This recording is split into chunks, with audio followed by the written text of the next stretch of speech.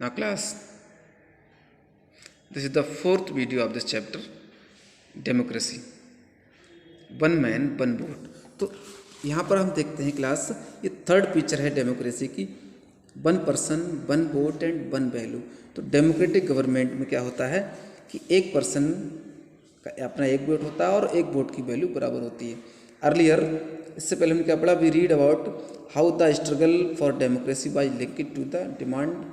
तो किस तरह यूनिवर्सल एडल्ट फ्रेंचाइज यानी कि वयस्क मताधिकार, सभी को वोट डालने का अधिकार से किस तरह डेमोक्रेसी का स्ट्रगल जुड़ा हुआ था। This principle has now come to be accepted almost all over the world. तो ये सिद्धांत लगभग पूरे वर्ल्ड में एक्सेप्ट किया गया है। यट फिर भी there are many instances of denial of equal right to vote. फिर भी वोट के इक्वल राइट्स के बहुत सारे एग्जाम्पल्स देखने को मिलते हैं। अब देखते हैं फर्स्ट पॉइंट क्या है, कहाँ कहाँ एग्जाम्पल देखे। Until 2015 in Saudi Arabia women did not have the right to vote. तो सऊदी अरब में वुमेन को वोट डालने का अधिकार नहीं था। इस्टोनिया यानी 15 के बाद सऊदी अरेबिया में वुमेन को वोट डालने का अधिकार मिला होगा। Estonia has made its citizenship rules in such a way. तो इस्टोनिया ऐसा कंट्री जिसने अपना सिटीजनशिप रूल इस तरह बनाया that people belonging to Russian minority, जो लोग रशियन माइनॉरिटी से बिलोंग करते थे, find it difficult to get the right to vote. तो रशियन माइनॉरिटी लोगों को राइट टू वोट गेन करना बहुत मुश्किल हो गया। अब फिजी की बात, इन फिजी एक दूसरा कंट्री है। The electoral system is such that, वहाँ का इलेक्टोरल सिस्टम कैसा है, the vote of an indigenous Fiji has more value. तो इंडिजिनस क्या होता है, बहुत ही रिच और अच्छी सोसाइटी, धनी परिवार से बिलोंग करने वाला पर्सन का वोट ज़्यादा वैल्यू रखता है than that of an Indian Fijian, जो जितना कि एक इंडियन फिजियन का हो। तो इंडिया का फिजी पर्सन, इंडियन पर्सन जो फिजी में रहने वाला है, उसके वोट की वैल्यू उस वहाँ के एक रिच इंडिजिनियस वैल्यू वोट की वैल्यू से कम होती है। मतलब वन वोट वन वैल्यू वहाँ नहीं रही। तो democracy is based on a fundamental principle of political equality. तो डेमोक्रेसी पॉलिटिकल इक्वलिटी के एक फंडामेंटल प्रिंसिपल बेस पर होती है। That gives us the third feature of democracy. जो हमें डेमोक्रेसी की थर्ड फीचर देती है वो क्या है, in a democracy each adult citizen must have one vote. तो डेमोक्रेसी में हर एक एडल्ट सिटीजन का एक वोट होना चाहिए, ठीक है। And each vote must have one value, और हर वोट की वैल्यू बराबर होनी चाहिए, तभी वो डेमोक्रेटिक इलेक्शंस में पार्टिसिपेट करेगा।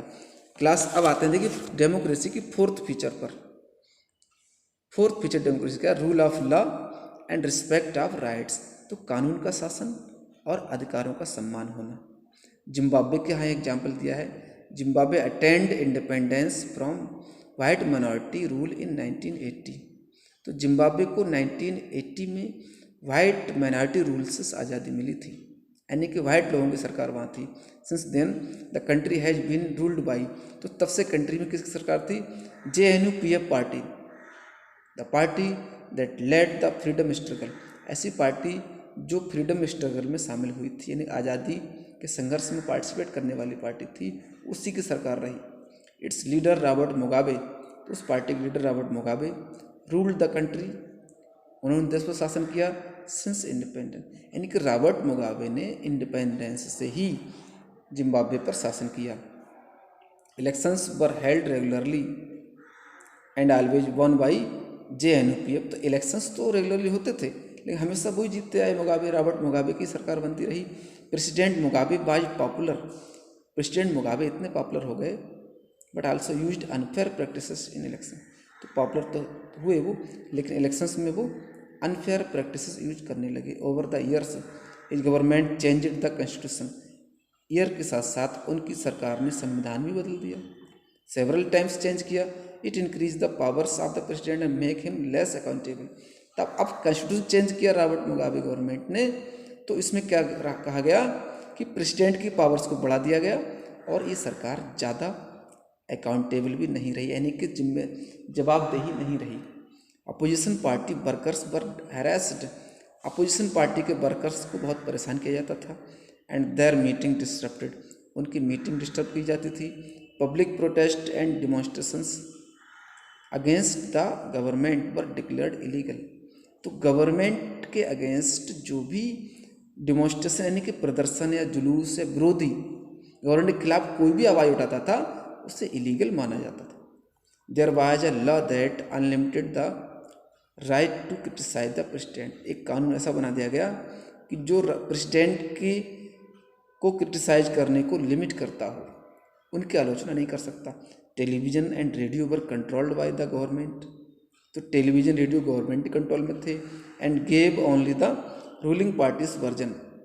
तो केवल वो रूलिंग पार्टी की ही न्यूज़ दिखाने लगे टेलीविज़न और radio. There were independent newspapers.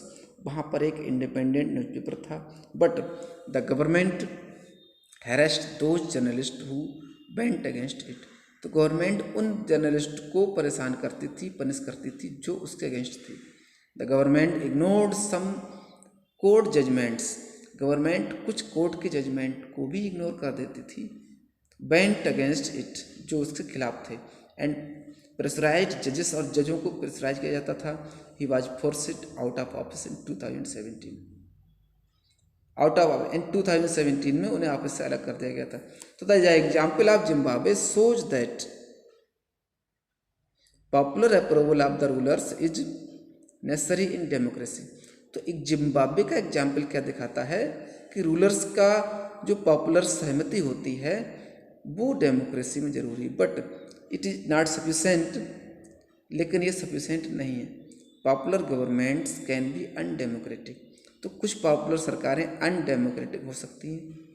Popular leaders can be autocratic, वो ऑटोक्रेटिक भी हैं। ऑटोक्रेटिक क्या है? जो खुद की सरकारें होती हैं, निरंकुश सरकारें।